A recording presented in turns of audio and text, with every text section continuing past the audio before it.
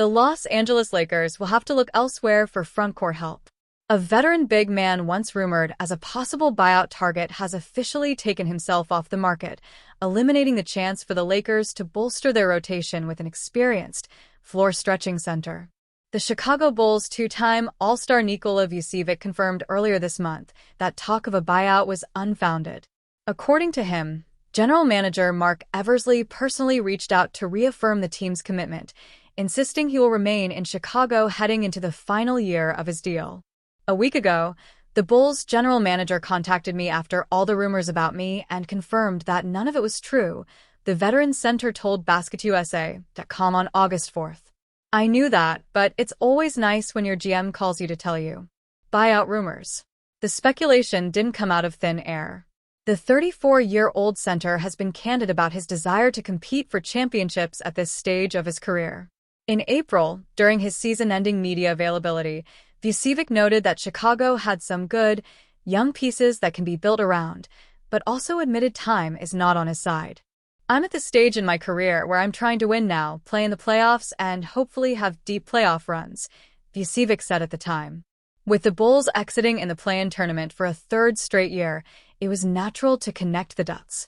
Rumors swirled that if the front office couldn't find a trade partner, a buyout might eventually be on the table, a scenario that would have put the Lakers in a prime position to pounce.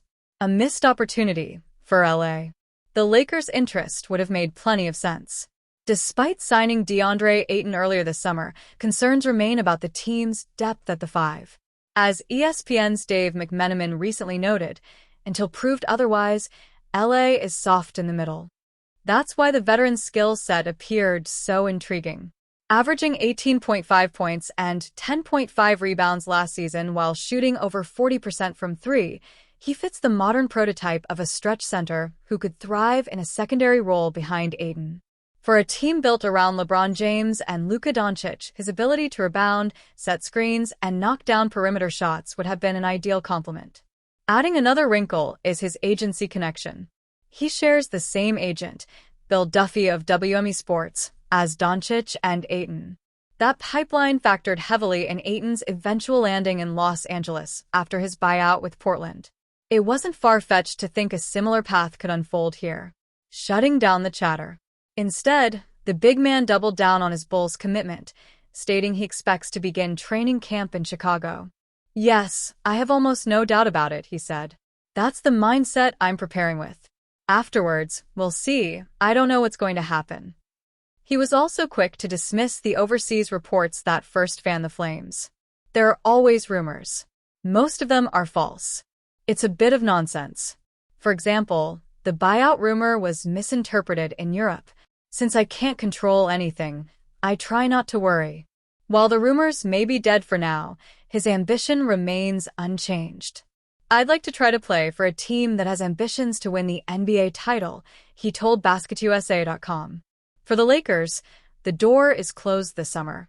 But if circumstances shift in Chicago midseason, this storyline could resurface quickly, especially for a Los Angeles team that knows how crucial size and shooting are when the playoffs roll around. In another example of the Sacramento Kings' front office mismanagement, the team appears ready to discard a promising young guard in Devin Carter. The Los Angeles Lakers should seize the opportunity in front of them. Back in July, Kings insider Matt George reported the team's desire to bring in Russell Westbrook as a free agent would likely come at the cost of either Carter or Malik Monk. That move has yet to be finalized, which means both guards can still be had via trade. George wrote, "The Kings are still looking to move a player like Devin Carter or Malik Monk before they can bring Westbrook in. The Kings have a logjam at the guard position and very little financial flexibility to work with. Giving up on a former lottery pick after just one season would perfectly fit the type of blunders the Kings love to practice. The Lakers can get the steal of the offseason out of it by securing a tremendous backcourt partner for Luka Doncic at what could be a buy low price. Luka Doncic partnership could unlock best version of Devin Carter." The idea of the Lakers pursuing Carter came up on the Game Theory podcast with Sam Vecini and Bryce Simon. The latter noted the timing of this would be everything for the Lakers. Simon said, "There's been a change of front office since he was drafted. If I was a team that needed a backup guard of some kind, I would be calling and finding out, especially if you really value the defense and think the jumper can be real." In that statement, Simon highlighted the main reason for appeal with Carter. His defensive presence in a backcourt with Doncic would give the Lakers someone who can be thrown at other teams' tougher perimeter matchups, hiding Luka elsewhere in the process. Carter struggled with his shot during his first season in the NBA. The Providence product averaged just 3.8 points during 11.0 minutes per game, shooting only 37% from the field and 29.5% from beyond the arc. However, Carter is still young enough for a team to mold on offense. The shot can improve, and who better than Doncic to offer those type of opportunities? The offensive maestro has proven capable in the past of allowing his teammates the open looks from the perimeter to truly elevate their shooting. Doncic took Dorian Finney-Smith from a subpar shooting with the Dallas Mavericks and allowed him to grow into a marksman. We don't deserve DFS. Dorian Finney-Smith on the Lakers offense. I'm back getting wide open shots. Now I got that time and but naked wide open. Lojo Media, February 24, 2025. Finney-Smith himself described the shot quality in Los Angeles last season as buck naked and wide open. That sure sounds like the perfect environment for a young player who needs to build confidence in his shooting ability. The Lakers have an opportunity to secure a young player who can grow into a much-needed 3 and D presence in their rotation. With Los Angeles lacking very many options built in that mold, the golden opportunity should be wisely considered. The Philadelphia 76ers have been engaged in contract negotiations with restricted free agent Quentin Grimes this offseason, who is coming off a career-best year.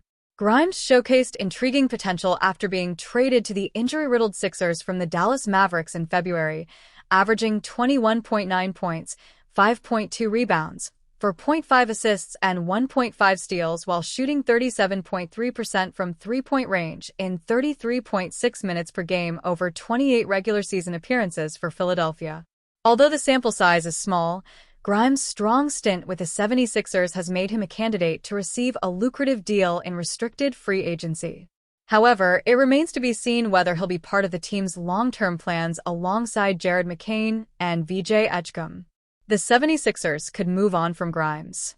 Nicholas Kyle Pring of the Sixer Sense believes Grimes and the 76ers will eventually reach an agreement on a new deal, though that could also position him as a trade candidate later on. For now, him staying with the 76ers is inevitable, although that partnership will most likely end up being a short one, he wrote. And if that is indeed the case, the 76ers could look to move him to another team, potentially for someone like, say, Austin Reaves. Reaves is expected to decline his $14.9 million player option for the 2026-27 campaign and seek a more substantial deal, whether with the Los Angeles Lakers or elsewhere. The team will likely engage in extension talks with the rising star this summer, but if no deal is reached, Reaves could depart in free agency. If Los Angeles feels it cannot retain the 6'5" shooting guard, he'll likely become a trade candidate, so the club doesn't risk losing him for nothing. A trade involving Grimes would certainly be intriguing, as the 76ers would add a rising star and perimeter threat in Reaves, even if he ends up being a short-term rental. For the Lakers, Grimes would offer a replacement for Reaves in the short term and could stick around alongside Luka Doncic. He's also projected to be a more cost-effective option than Reaves. While the Lakers will likely prioritize keeping Reaves long-term, he could become a viable trade candidate if extension talks stall and he approaches the open market.